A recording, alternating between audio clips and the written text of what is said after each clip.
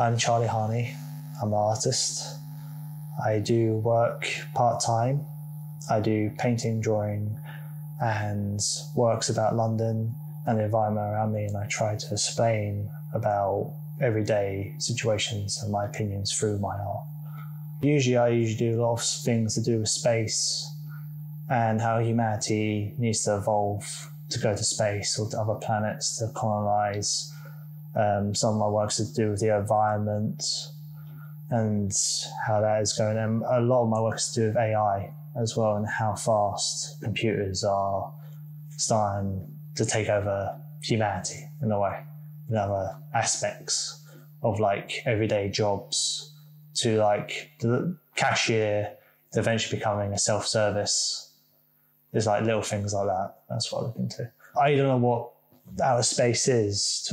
None of us really like know what's beyond. There was a certain piece that I did, like what's on the edge of space.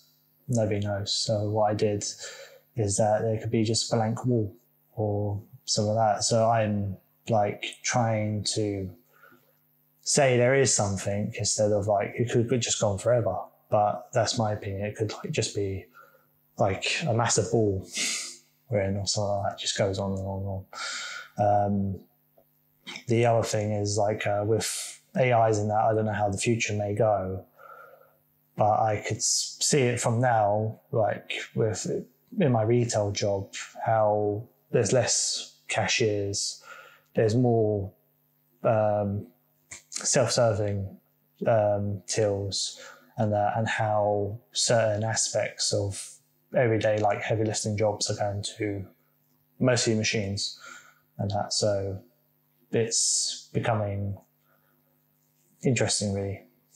I feel like the next 100 years would be quite interesting for humanity to see where AI goes, where the environment goes. You know, will we go into space again? Will we colonize Mars?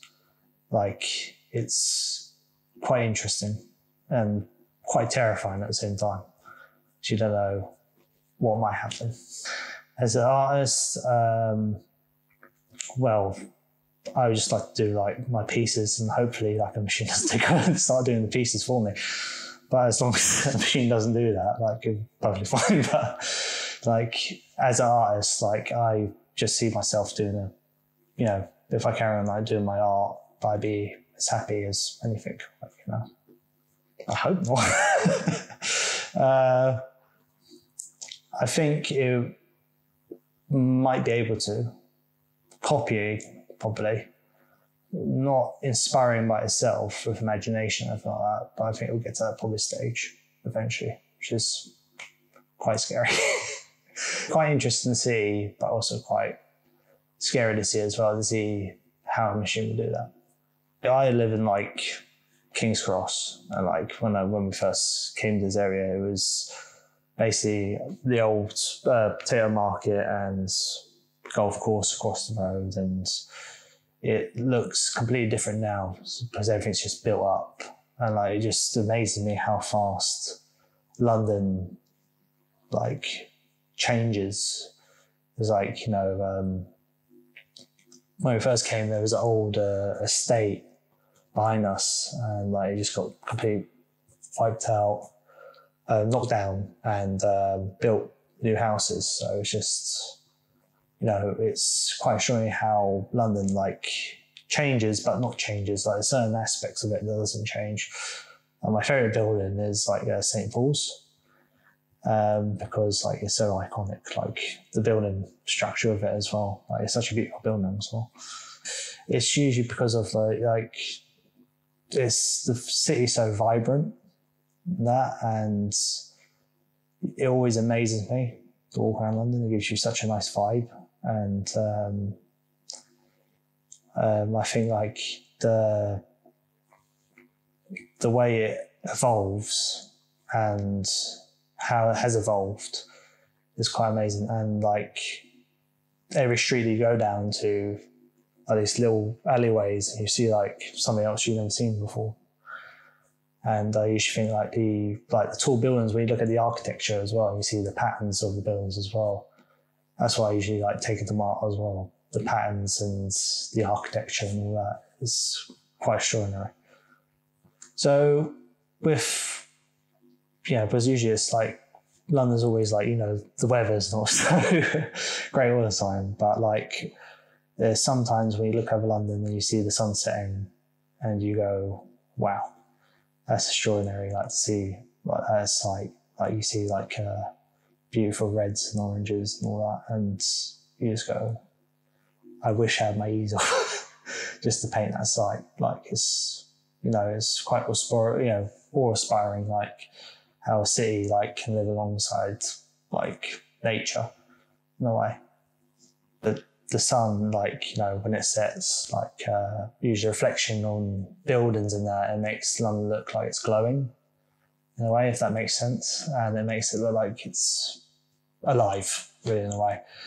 And usually like at night time when, the stars are out and all that, and the moon, and you see like it reflects off the buildings, and it's actually quite beautiful at night time. And usually you want to like capture that into your work.